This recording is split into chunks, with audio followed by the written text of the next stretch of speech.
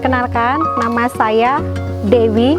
Saya di sini sebagai Ketua PKK Desa Joho dan juga sebagai penanggung jawab KWT yang ada di Joho. KWT ada kelompok wanita bertani. Di desa kami ada 20 KWT karena kita mewajibkan di setiap KWT itu, di setiap RT harus ada KWT. Kenapa seperti itu? Karena saya pengen pemberdayaan terhadap wanita. Mungkin teman-teman semua pengen tahu gimana sejarah berdirinya KWT yang ada di Desa Joho. Sekilas info, untuk KWT di Desa Joho, mungkin tidak gampang kita menyatukan ibu-ibu yang dari berbagai kalangan. Ada yang dari yang bekerja, yang bertani dan macam-macam. Jadi di situ kita membentuk kelompok. Di setiap RT itu saya mewajibkan harus ada KWT. Kenapa? Biar ibu-ibu itu punya kegiatan. Apalagi di saat pandemi seperti sekarang, kita bisa menghasilkan sayur-sayur organik dan juga untuk menambah gizi untuk keluarga kita dan menambah penghasilan untuk ibu-ibu untuk membantu bapak-bapak. Sejarah berdirinya KWT di Joho mungkin tidak gampang ya. KWT apakah selalu didanai dari desa? Tidak. Untuk awal berdirinya KWT di Joho, kita itu swadaya. Di setiap RT mereka punya kelompok sendiri dan mereka dari grup-grupnya itu mereka mengumpulkan uang iuran mulai 2.000 sampai 5.000 dan dari situ mereka mengundang terutama saya Ketua PKK Desa Joho, mereka minta ke saya untuk diundang PPL dari kecamatan. Setelah itu kita mengundang buat pertemuan dari PPL kecamatan dan mereka diajari bagaimana KWT itu, apa saja yang ada di KWT itu. Dan mulai dari awal kita mengumpulkan untuk pupuk itu dari leri itu dari cucian beras, dan ada EM4, ada tetes tebu, dan itu difermentasi di dalam satu tempat ember. Tadi saya melihat ada contoh embernya ya yang ada tutup. Jadi di situ nanti masnya mungkin sudah foto tadi. Itu kita fermentasi selama 20 hari.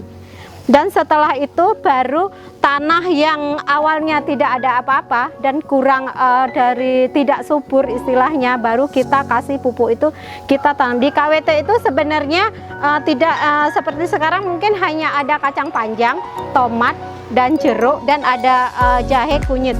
Sebenarnya di KWT saya itu ada bermacam sayuran. Tetapi berhubung ini musim penghujannya belum berakhir, untuk sawi itu agak susah untuk hidupnya. Dan kangkung itu sering ada uletnya kalau di musim penghujan seperti ini. Jadi kita ngambil jalan pintas agar mereka tidak terlalu banyak ngeluarin modal dan tidak ada hasilnya. Jadi tanaman-tanaman yang bisa hidup di musim hujan seperti kacang panjang, timun, tomat itu agak mendingan di musim hujan. Untuk di KWT Joho ini kita sudah banyak mendapat bantuan dari Dinas Pertanian.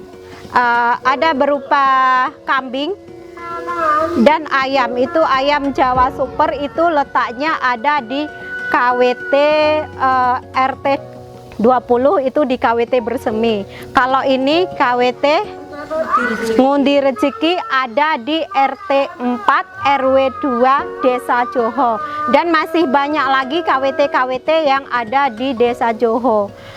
Kita punya 20 KWT dan ada 20 nama. Untuk sekarang di KWT Bersemi sendiri kita dapat pesanan itu tiap 2 bulan sekali 2.500 sampai 25.000 untuk pembuatan benih. Berupa benih cabai, benih tomat itu untuk dikirim ke provinsi. Itu pesanan dari kecamatan dan kabupaten lain. Jadi Dinas Pertanian sudah mempercayakan untuk pembuatan benih itu yang ada di KWT Joho. Dan untuk KWT induk itu di sana sudah ada lele, sudah ada maggot juga. Dan kita untuk sekarang kita belum menerima kunjungan ya.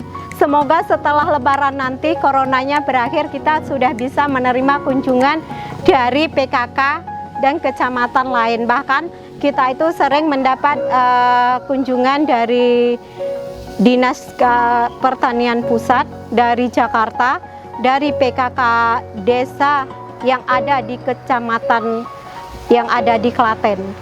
Jadi sudah sering, biasanya tuh setiap minggu kita menerima kunjungan dari Boyolali pernah, dari Purworejo pernah. Itu saya alokasikan ke KWT-KWT yang di hari itu mereka siap panen. Jadi di sini ada 20 KWT, itu saya gilir. Jadi bukan minggu ini, saya pasti share di grup. KWT mana yang siap dikunjungi, nanti KWT ini kita akan berbagi, jadi semua KWT yang ada di Johor itu kebagian. Untuk di KWT induk kita juga menerima pemesanan ember budik damber. Mungkin sekarang lagi ngetren ya, budik damber, budidaya ikan di ember. Itu contohnya ada di belakang saya, itu sebenarnya di atasnya juga ada kangkung, dikasih botol gelas seperti ini. Itu harganya mulai 110 sampai 125.000 tergantung ngantarnya jauh apa tidak.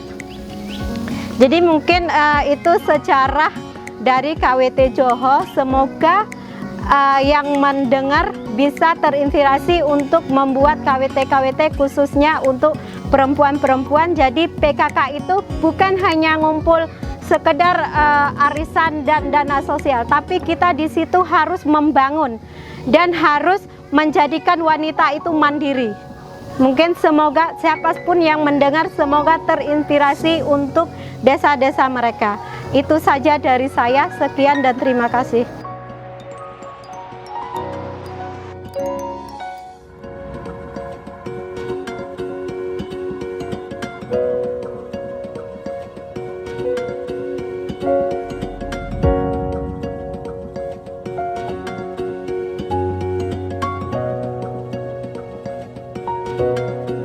Thank you.